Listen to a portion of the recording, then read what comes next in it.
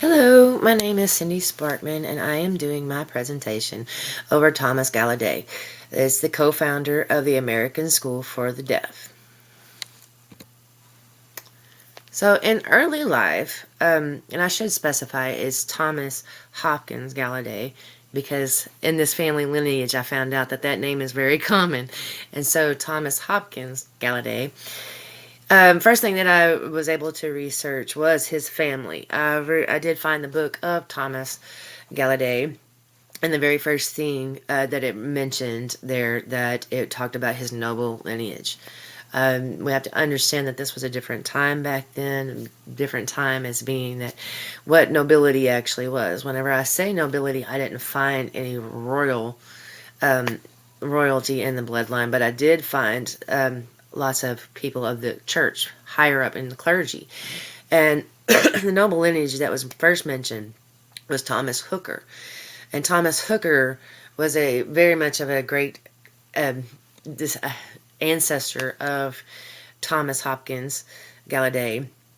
But he was noted to be the first reverend of Hartford, Connecticut. I do believe that was maternal grandfather, from what I understood, and this contributes to his mother, Jeanette Hopkins. I didn't have a whole lot of information about her, other than the fact that she was very pious, as her family, again, was higher up the status in the church, that they were the Protestants. She had a very much of a heavy Protestant belief in how she raised her children, and that's quite evident. And that not only that she was very pious, but so was her entire family. Her husband, Peter Wallace Gallaudet, I'm sorry I made that mistake, was also within clergy as well. He was a distinguished gentleman at the time. He did actually work, from what I understand, as a secretary for George Washington in Philadelphia, actually, before he did go back and forth. He did some clergy work, and he did some work as a merchant as well there in Hartford, after he relocated his family from Philadelphia to Hartford. But while he was in Philadelphia, that is whenever Thomas Hopkins Gallaudet was born. He was born in Philadelphia, but his family moved to Hartford, and that is what he connected with as his hometown. He lived the majority of his life there, and that is where he died as well. So in his early professional family life, he went to Yale College. He was one of the youngest to attend and graduate from Yale College at the time, and at the time when he graduated, he had the highest honors. He did dabble a little bit in law. I think he did some internship within law, and he did work just as his father did as a traveling salesman. But really, he was brought back by the clergy, by the church. Again, strong church ties to this family. So he ends up graduating from Andover Theology Seminary in Massachusetts in 1814. And not long after he graduates from this college, he becomes a minister. He meets Alex Cogswell, May 25th of 1814. This is a pivotal moment. Alice Cogswell greatly determined the rest of his life. Alice was a 9-year-old little girl to one of his neighbors, Dr. Cogswell. And she had, at some point during her childhood, developed some illness that ended up resulting in her becoming deaf. And so when he met her, he was intrigued by her. He noticed that she wasn't talking with the children the same way. He wasn't playing the same way, and he was very intrigued by this little girl and wanted to teach her. And this is where it all starts. This is actually a picture of the statue that's at the Gallaudet University. This is of Thomas and Alice. We're going to go back and revisit that. But because he met this girl and was so intrigued by learning how to teach her, he goes on to goes on to make his accomplishments, which is he's the co-founder of the American School for the Deaf. Really, what he did in this whole thing is he brought education for deaf people to America, which goes on to validate, his legacy through the Gallaudet University. But we'll come back to that again here in just a moment. But so we want to talk about some of his influences.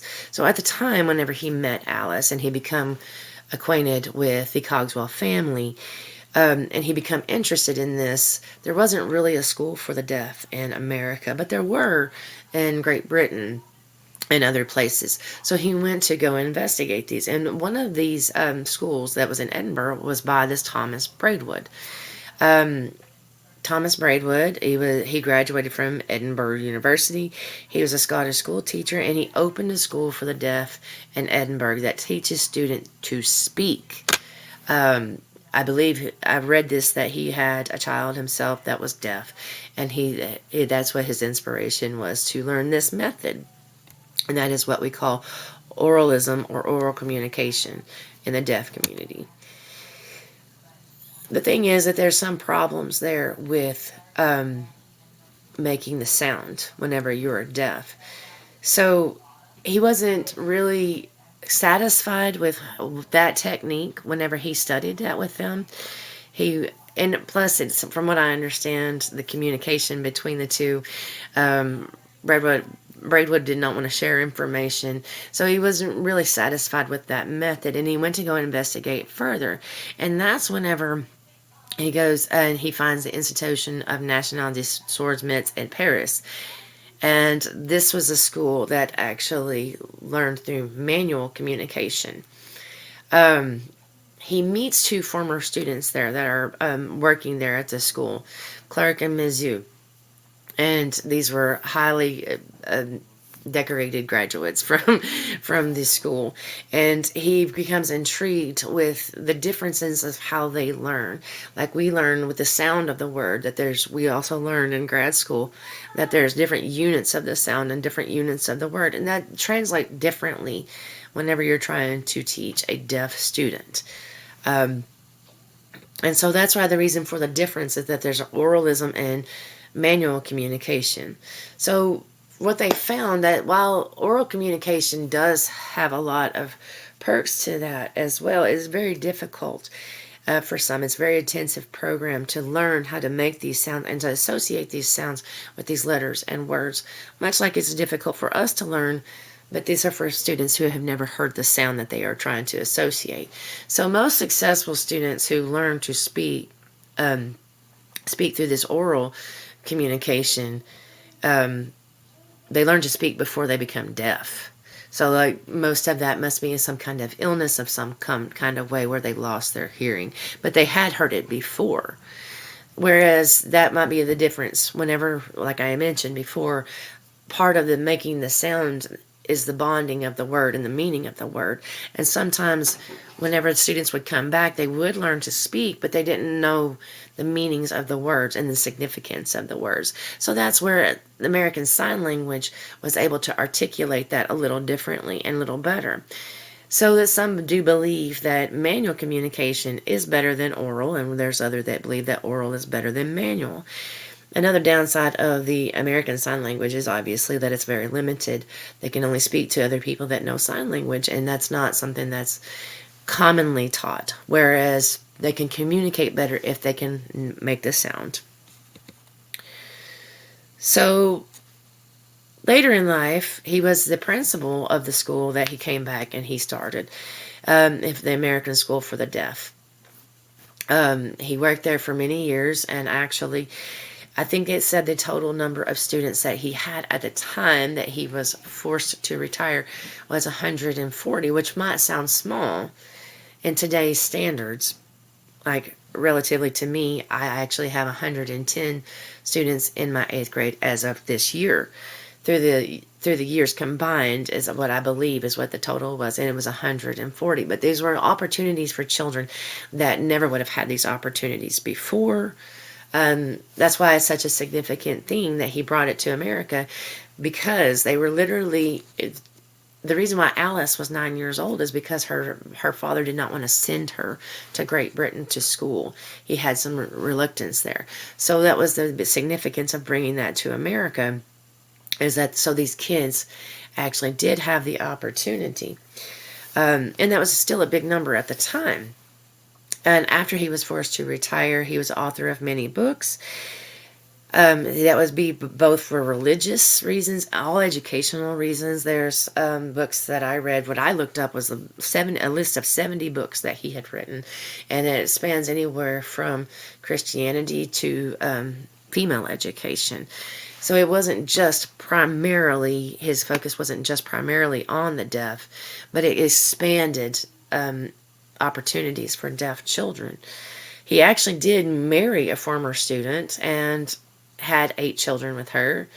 He did go back to being a clergy for the insane there in Hartford, and that was where his heart was, and that's where he ended his career before he passed away. He was father to Edward Minor Gaudet, who is the founder of Gaudet University, and received honorary doctorate in law from Yale before his death. He died on September 10th in 1851 in Hartford, which is where he is buried. I did look, but I did not find a lot of information on his health or why he died. It was reported that he had several health concerns, and that might have been the reason why he didn't accept many job offers in other directions. But I couldn't really find a whole lot that said what those health concerns were or what he died of. So the legacy that he left is just that he was a pioneer in deaf education. Again, he brought this education opportunities to America for the children that were deaf. American School for the Deaf and Gaudet University. Again, it was his influence that started the Gaudet University, which still continues today. His books are still in circulation. I easily found 70 of them.